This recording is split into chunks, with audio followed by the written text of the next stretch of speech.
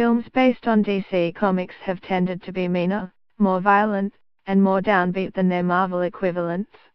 This is, perhaps, because of the popularity of urban vigilante Batman, brought to the screen in Tim Burton's grotesque, nightmarish films, and then Christopher Nolan's brutal crime sagas. Justice League, the new DC film directed by Zack Snyder, begins in this vein, opening with a wonderfully noirish sequence set in Gotham City's neon-lit, rain-soaked streets, in which Batman, Ben Affleck, fights a hellish demo.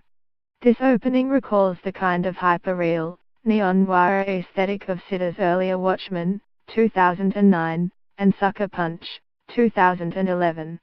Unfortunately, the tone of Justice League rapidly changes as it leaves Gotham after the first 10 minutes or so.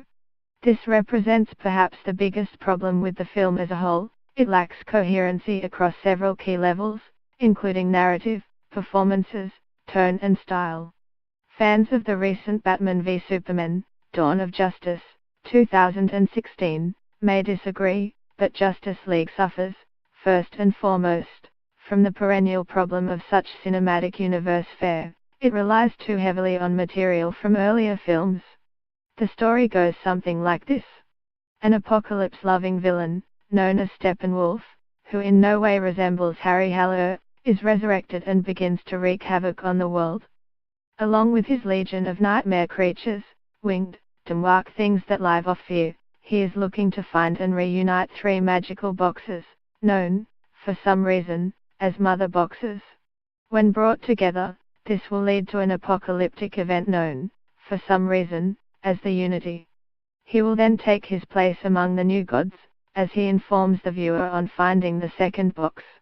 Batman, meanwhile, believing, arch-paranoiac he is, that enemies are coming, assembles a team of superheroes to fight Steppenwolf. He summons Wonder Woman, Gal Gadot, and together they convince Aquaman, Jason Momoa, The Flash, Ezra Miller, and Cyborg, Ray Fisher, to join them on their mission. When they discover that they are not strong enough to defeat Steppenwolf, they magically resurrect Superman, Henry Cavill, and the film ends with the 6 of them defeating Steppenwolf. There's no spoiler here, it's a superhero film, what else could happen? Justice League is clearly set in a world reflecting current trends, and Snyder et al. Consciously embed the film in this post-9/11, post-global warming, post-Brexit, and post-Trump context. The opening credit sequence, the best in the film, features Norwegian pop singer Sigrid's rendition of Leonard Cohen's Everybody Knows behind a slow-motion montage of various contemporary atrocities. A white supremacist terrorizes a Muslim grocer, a homeless man sits on a rain-soaked urban street with a sign reading "I tried." Wonder Woman is then introduced taking down a group in London who describe themselves as a small group of reactionary terrorists before trying to shoot a bunch of schoolgirls. This is man's only hope, their leader pontificates. Down with the modern world. Back to the Dark Ages and the safety of holy fear.